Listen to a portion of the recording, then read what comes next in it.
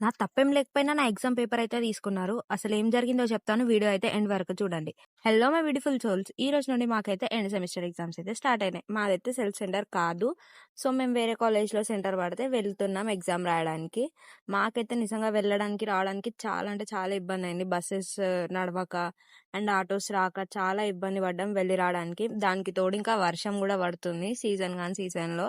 ఇక ఎగ్జామ్ విషయానికొస్తేనైతే నా తప్పైతే అక్కడ అస్సలేం లేదు. నేనైతే ఎవరితోని ఏం మాట్లాడలేదు. నా ముందిద్దరు నా ఫ్రెండ్స్ అయితే వాళ్ళు మాట్లాడుకుంటే వాళ్ళని తీసుకుంది పేపరొచ్చి. వాళ్ళ పేపర్ తీసుకున్నట్టుతోనే మళ్ళీ వచ్చి నా పేపర్ తీసుకుంది. అసలు నా పేపర్ ఎందుకు తీసుకుందో నాకర్థం కాలేదు. వాళ్ళది తీసుకొని పోతుంటే నేను జస్ట్ తలెత్తి చూసిన అంతే. అందుకనే వచ్చి నా పేపర్ కూడా తీసుకొని పోయింది. మా ఫ్రెండ్స్ అయితే మేమంటే మాట్లాడినామని తీసుకుంది కానీ మరి నీ పేపర్ ఎందుకు తీసుకుందని నన్నే అడుగుతున్నారు. అసలు నాకే తెలవదు ఎందుకు తీసుకున్నదో అనుకున్నా నేనైతే.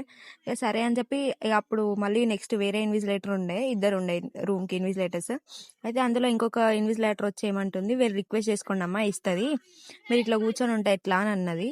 సర్లే ఎందుకు మన మార్క్స్ మనది ఎగ్జామ్ ఇంపార్టెంట్ మనకు గదా! ఎవరేమనుకుంటే ఏంటి అని చెప్పేసి పోయి రిక్వెస్ట్ చేసుకొని పేపర్ అయితే తెచ్చుకొని మళ్ళీ ఎగ్జామ్ అయితే రాసినాం. ఇంక లాస్ట్‌లో మళ్ళీ మా ఇంకొక ఫ్రెండ్‌ని కూడా చాలా ఇబ్బంది పెట్టుండే. వాళ్ళిద్దరిని కూడా అంటే పేజ్ నంబర్స్ ఎయలేదు అనుకోని ఇబ్బంది పెట్టి తీసుకోను అని అనుండే. వాళ్ళ ఇద్దరు ఇన్విజిలేటర్స్‌ని చూస్తేనైతే నాకైతే కావాలని చేసినట్టే అనిపించింది. మీరు కూడా ఇట్లాంటివి ఏమైనా ఫేస్ చేస్తుంటే కామెంట్ చేయండి. And subscribe to she vlogs. By by.